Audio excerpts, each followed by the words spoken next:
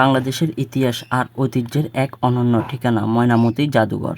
আজ আমরা ঘুরে দেখব কুমিল্লার এই অসাধারণ ও প্রত্নতান্ত্রিক জাদুঘর, যেখানে লুকিয়ে আছে হাজার বছরের গল্প। কুমিল্লা শহর থেকে অল্প দূরে অবস্থিত ময়নামতি অঞ্চল সবুজ পাহাড়ি পরিবেশ আর শান্ত প্রকৃতির মাঝে দাঁড়িয়ে আছে এই জাদুঘরটি। কুমিল্লার শালবন বিহারের একদম পাশেই রয়েছে এই জাদুঘর। কুমিল্লার কোটবাড়ি বিশ্ব রোড থেকে সিএনজি কিংবা অটোরিকশা করে চলে আসতে পারবেন এই কুমিল্লা ময়নামতি জাদুঘরে। ভাড়া নেবে 100 থেকে 150 টাকার মধ্যে। তো আমরা জনপ্রতি 30 টাকার দর টিকিট কেটে ভিতরের দিকে চলে যাচ্ছি। ভিতরে যখন প্রবেশ করবেন তখন দেখতে পারবেন দুই পাশে খুবই চমৎকার করে সাজিয়ে রেখেছে বিভিন্ন ফুলের গাছ দিয়ে। চমৎকার এই দৃশ্যটি।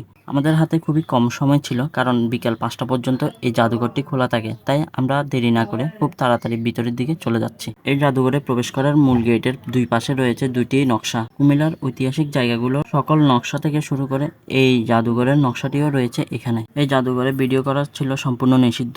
গোপন ক্যামেরায় যতটুকু সম্ভব ভিডিও নিয়েছি এখান থেকে, যা আপনাদের সামনে তুলে ধরার জন্য আজকের এই ভিডিওটি। এবং লাইক কমেন্ট করে পাশে থাকবেন, যেন আপনাদের জন্য এরকম নিত্য নতুন ভিডিও আমি আরো নিয়ে আসতে পারি। কুমিল্লার ময়নামতি জাদুঘর 1965 সালে প্রতিষ্ঠিত হওয়া একটি গুরুত্বপূর্ণ প্রত্নতান্ত্রিক জাদুঘর, যেখানে লালমাই ময়নামতি অঞ্চল থেকে খনন কার্যের মাধ্যমে প্রাপ্ত 7ম থেকে 1200 শতাব্দীর শালবন বিহারের ও প্রাচীন সভ্যতার নিদর্শন সংরক্ষিত আছে। এখানে রয়েছে পোড়ামাটির ফলক, ব্রোঞ্জ মূর্তি, তাম্রশাসন ও মুদ্রার প্রাচীন আকর্ষণ। শালবন বৌদ্ধবিহার, কটিলা মুড়া, রূপবান মুড়া, ইটাখোলা মুড়া, আনন্দ বিহার, ভোজ রাজার বাড়ি থেকে প্রাপ্ত অসংখ্য নিদর্শন এখানে প্রদর্শিত করা হয়েছে। এখানে প্রায় 86টি ব্রোঞ্জ সামগ্রী, 150টিরও বেশি ব্রোঞ্জ মূর্তি, প্রচুর পোড়ামাটির ফলকচিত্র, টেরাকোটা, তাম্রশাসন, স্বর্ণ ও রূপর মুদ্রা, প্রাচীন মৃৎপাত্র সংরক্ষিত রয়েছে। প্রাচীনকালে গাছের অংশ, মানুষের হাড় পর্যন্ত রয়েছে এখানে। জাদুঘরের ভিতরে ঢুকলে মনে হবে যেন সময়ের অনেক পিছনে চলে গেছেন। এখানে রয়েছে প্রাচীন বৌদ্ধ মূর্তি, পোড়ামাটির ফলক, মুদ্রা, অলংকার এবং বিভিন্ন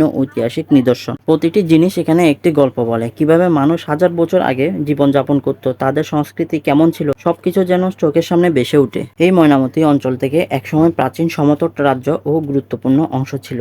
এখানে গড়ে উঠেছিল বহু বৌদ্ধবিহার এবং শিক্ষা কেন্দ্র।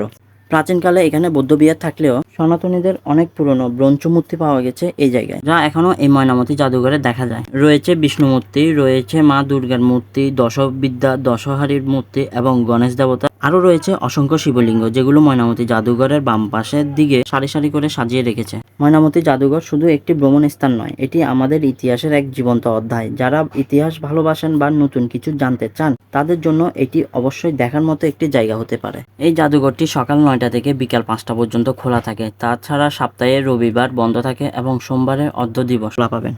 জাদুঘরটি দেখার মতো অনেক কিছু রয়েছে। আপনারা যারা এখনো যান নাই, অবশ্যই বলবো আপনারা একবার হলো এই প্রাচীন নিদর্শনগুলো দেখে আসুন নিজ চোখে। প্রাচীনতা এবং প্রাচীন জিনিসগুলো দেখার মধ্যে যে একটা শান্তি রয়েছে এবং আমার একটা বাস্তব অভিজ্ঞতা হয়েছে, সেটা আমি বুঝতে পেরেছি এই জাদুঘরে গিয়ে। তো আজকের ভিডিও এ পর্যন্ত। দেখা হবে পরবর্তী কোনো এক ভিডিওতে। ততক্ষণ পর্যন্ত ভালো থাকবেন এবং আমার চ্যানেলে নতুন হয়ে থাকলে অবশ্যই সাবস্ক্রাইব করে পাশে থাকবেন।